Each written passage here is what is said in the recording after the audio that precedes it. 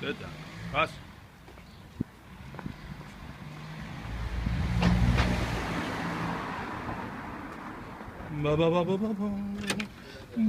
What time does he call? You're closed at 6, aren't you? Is this guy holding you guys up? Is he? What? What is it? Is this an after hours? What the? How are you? Is Anthony or Patrick around? Anthony! Pinky, Porky, come here.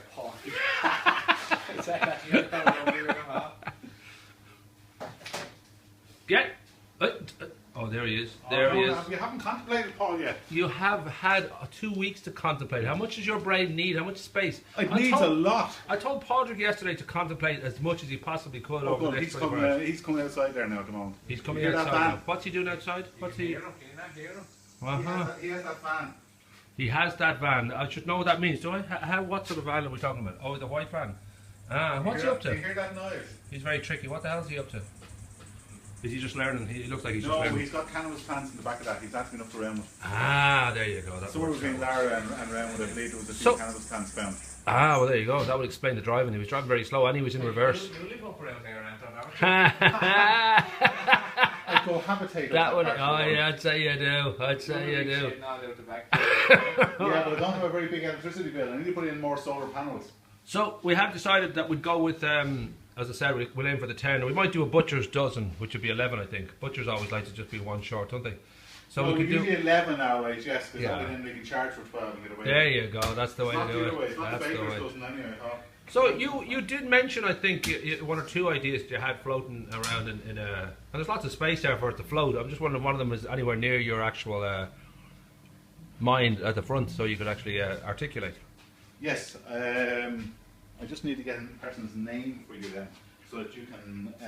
You want to change the name, or are you? Oh no! This is a true story. Oh, good. Okay, cool. Yeah. Okay. But I just need to go and get the name. You're going to change your costume, is that it? All right. No, not quite yet. I understand. Sean Connery lived in this area. Now, mind you, he's still alive. Oh, okay.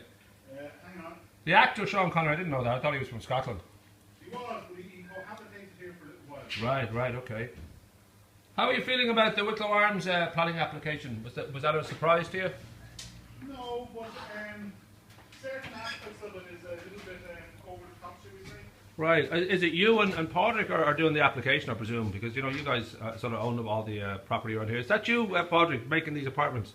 No. Are you sure? No. I wouldn't be making the apartments. Wow, you're having made in your name. All right, I got you. But, Padraig, you're the man who was going to think of a story today. You had one floating in your head yesterday. If we hear bottles opening or any kind of cans, petition or whatever. We want some. Come on, lads, we're on the clock here. You've been charged by the second. I know. Waiting for. You haven't gone to the toilet, have you? Waiting for inspiration. Bum bum bum bum. They're good at disappearing anyway. Oh yeah, it's like Penn and Teller here. It's like some sort of magician trick. Now you see me, now you don't. So we nearly had something Padraig yesterday. You mentioned a wonderful man. Well, His name there's escapes me. another character who lived in Bridges Park, of all places. Where do you live? Bridges Park. Bridges Park. Okay, all right. Yes, and I won't mention any names. Ah, let's mention a name. That's the half of the joy, is just mentioning a name.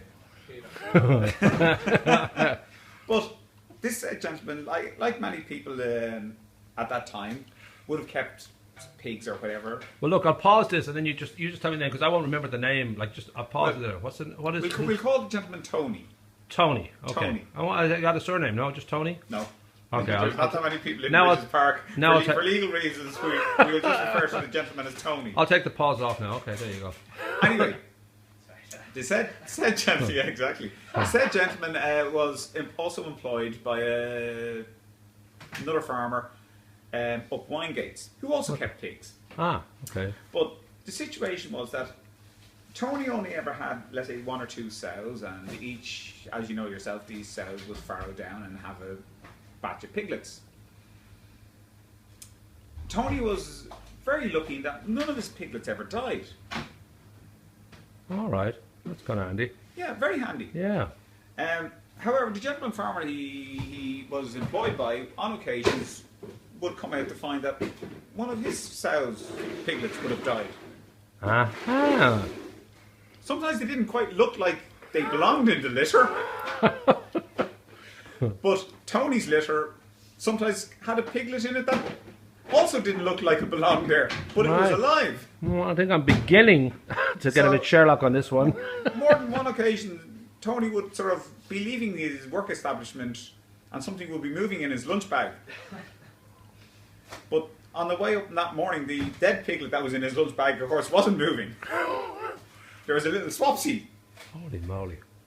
But the story that revolves around Tony in particular was the fact that Ashford Mart used to always be on a Monday. But now the piglet story, did he get rumbled? Obviously, if we know it, it must eventually have come to somebody's It did. kind of realization that this is More bizarre to that do he with has. the people he worked with than his employer. Right. Okay.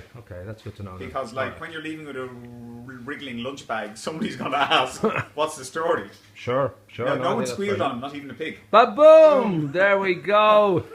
Try the chicken. I know, they're in a flat. Anyway, he approached the owner of the said farm and asked for the Monday off. And the owner said, well, what do you want Monday off for? And Tony explained to him that I need to bring the pigs to Ashford to sell them. And the owner said, sure, look, I tell you what, why don't you bring the pigs up here on Monday? We'll give them a good feed a meal, and I'll bring them to Ashford because I'm going there. And Tony said, no. They wouldn't know what meal is like. They've never had it. They've only eaten scraps and slops. And the owner said, I've never seen a pig refuse meal. So the deal was done. He was to bring the pigs up on the Monday. And sure enough, on the Monday he arrived up with the pigs. But poor Tony had an awful limp. And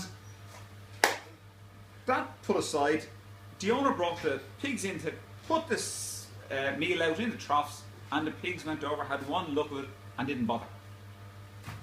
And Tony said, see, I told you, boss, they've never had meal.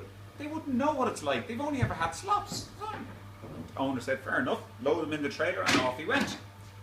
And one of the co-workers turned to Tony and said, how the hell do you A, have a limp, and the pigs wouldn't eat meal? Tony turned and said, oh, Jesus, I had to carry that much meal home with me on Friday night. I got an awful pain in my hip carrying it. So the pigs were stuffed with meal on Monday morning and wouldn't, and turned their noses up at having any more of it.